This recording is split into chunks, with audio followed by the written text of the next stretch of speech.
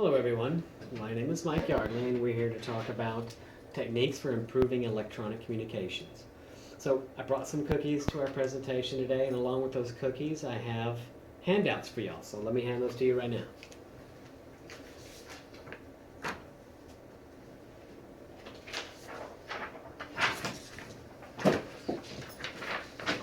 You're very welcome. Thank you.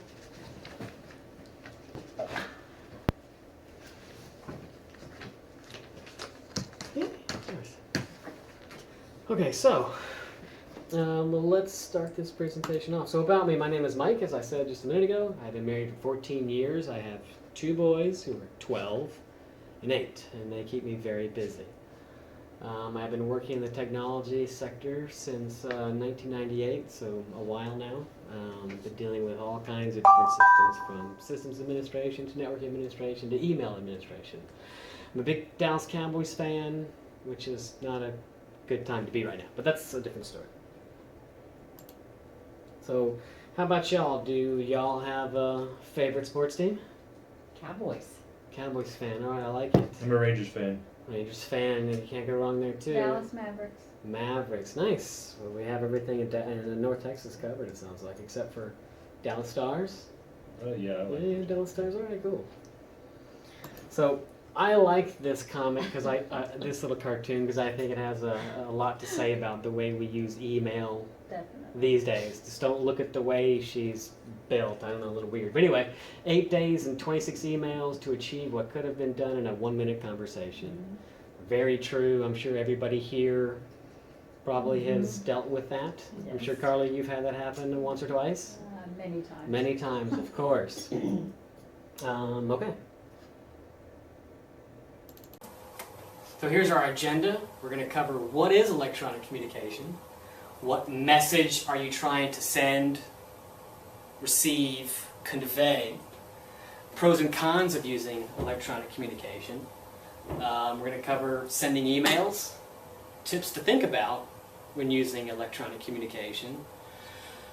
And then we're going to cover tips for how to use Skype and WebEx.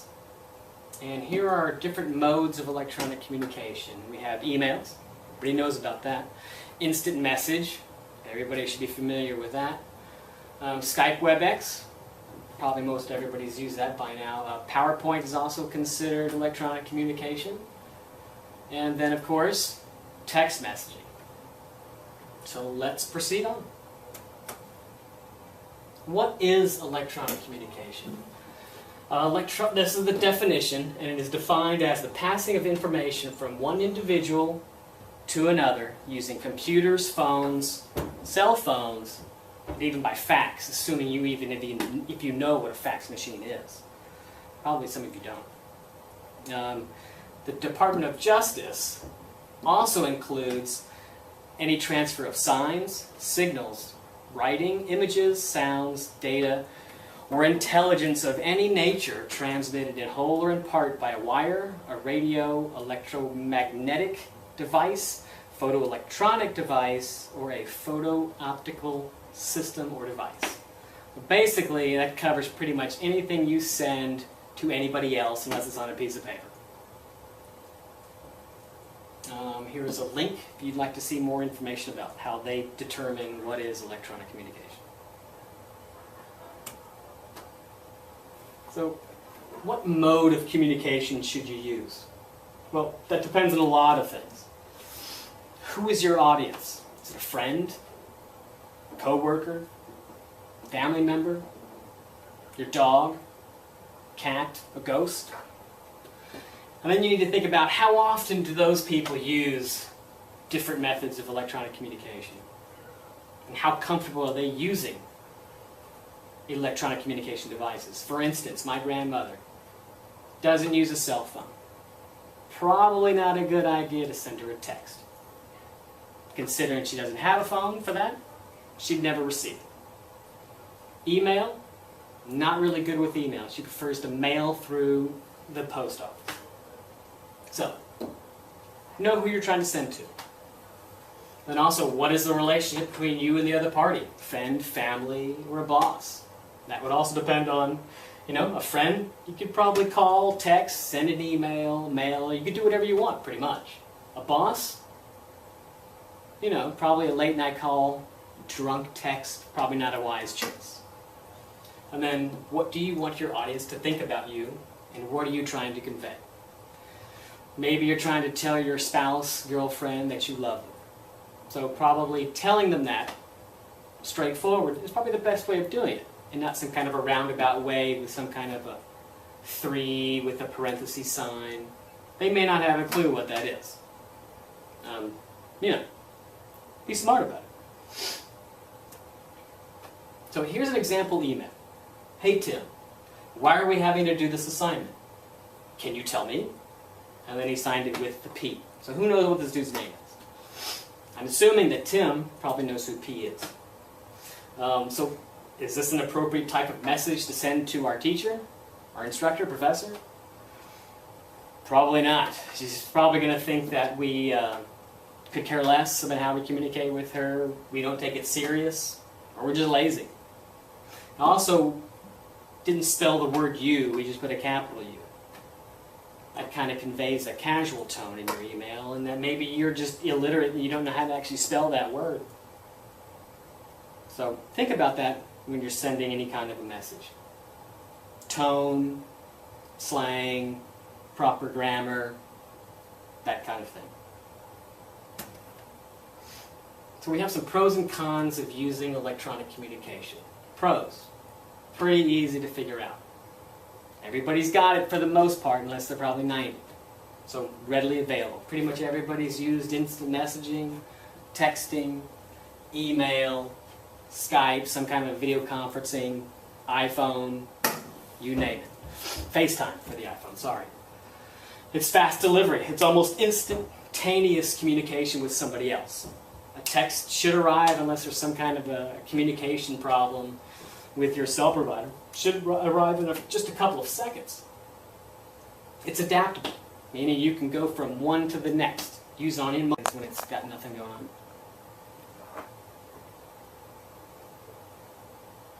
Okay, so fast delivery or instant delivery. Everybody knows text pretty much show up just like that. As long as there's not a problem with your cell network, very quick to get a message across.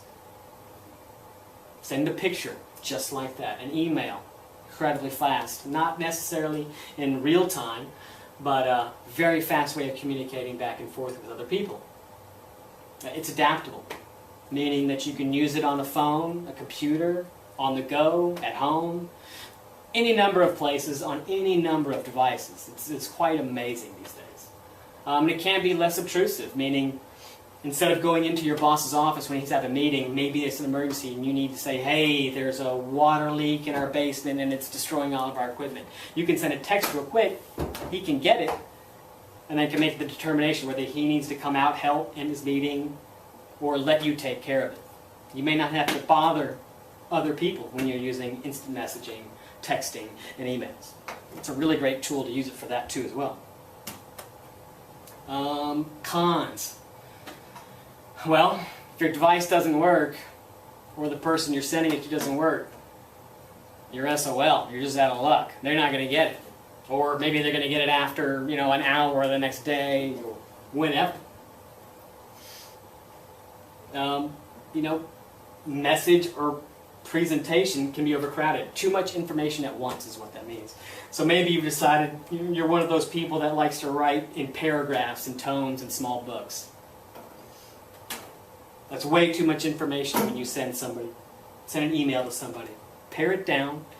Talk about concise, exactly what you're talking about. Don't drivel on with all kinds of other information that's useless. It's also kind of impersonal. You never have to talk to somebody, never have to see them.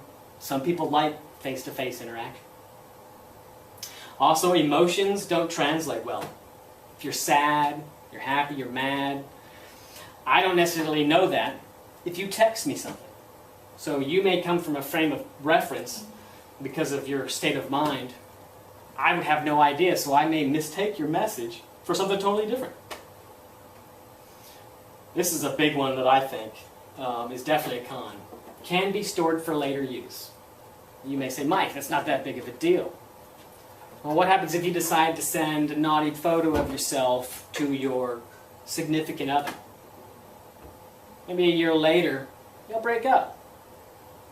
6 months after that, you got a bunch of nude photos of yourself hanging around on PerezHilton.com. That's a pretty big con for that. Or maybe they decide to send your photo to all your friends, your family, whatever. So I would say, be very careful when you send stuff to people. Because once it's out there, you can never get rid of it. It's also easy to transfer files, which is a pro and a con. I list it as a con because it's really easy to install on Instant Messenger or on somebody's computer, and then transfer all their files off of it, and they would never have any, they would not know that you did that, and they could do it real quick. But maybe you like to transfer files back and forth between people, so you can also consider that a pro. On to the next, sending and receiving emails. There's kind of tips for that. Whether you are sending or receiving an email, you need to keep in mind who will be reading that email in the end. You always want to be professional, even if it's a friend, family member, whatever. So when somebody sends you an email, try to respond to it within 24 hours or less. Generally, if you wait longer than that, the person on the other end thinks that you're just ignoring them, or that they're not important enough for you to respond back to them. Use a proper heading, closing and contact information. That way they know who you are, how to get back a hold of you when the email is done. Have a specific subject line so the person, when they see it, knows exactly what it is this email should contain. You should be brief and straight to the point so as not to cause confusion, get sidetracked, things of that nature. Use a separate email for a different topic. So if you have multiple topics, send different emails. Don't put them all in one email, because maybe topic number 1 and 2 get picked, but then they forget about topic number 3. And this is a big one. A lot of people do this, and I don't know why. Don't use all caps. It's considered yelling. Thus, it's hard to read that too as well. Don't use shorthand, like LOL, LMAO, the band LFMAO, those kind of things. Don't use those. Not everybody knows about those things. Definitely don't send chain letters or junk mail. That's a real good way to get you sent to spam. So when you decide to send a real email, they're never going to get it. And also, again, don't use sarcasm. Sarcasm does not translate electronically whatsoever. It's impossible to do it. You may be somebody who gets laughed at all the time because you're really witty with your sarcasm. You're going to get in big trouble if you continue to use that in an electronic form. Instant messaging through phones and computer. Everybody does it. It's a great tool for messages quickly and getting response real quick. Most jobs, businesses now use that as well. Start with a short greeting. Hey, this is Mike. Keep your conversation short, to the point. Let them know when you're done, like bye. Otherwise, they're just going to leave the window open waiting for you to say something else. Don't chit-chat. Don't waste their time. Definitely don't gossip. And also, don't drive an instant message and text. It's dumb. And you can get yourself killed. Using Skype or WebEx. You have profiles on those. Make sure there's nothing inappropriate. If you're doing business meetings with it, make sure it's business related. Here's another big one. Maybe you like to read some inappropriate website and you forget to close that window. Well, you set up your meeting, your attendees show up, you start it. Well, guess what everybody sees on your desktop? Not a good deal. So basically, check out what you have on your workstation before you do it. Not everyone wants to see your Sam Adams background. Maybe they're not a beer drinker. Maybe you should have like an animal or just a blank background. So make sure your background setting is clean and organized. If there's a camera on you in this, dress appropriately. Also be aware of your body language. A lot of pointing like this, most people don't like that.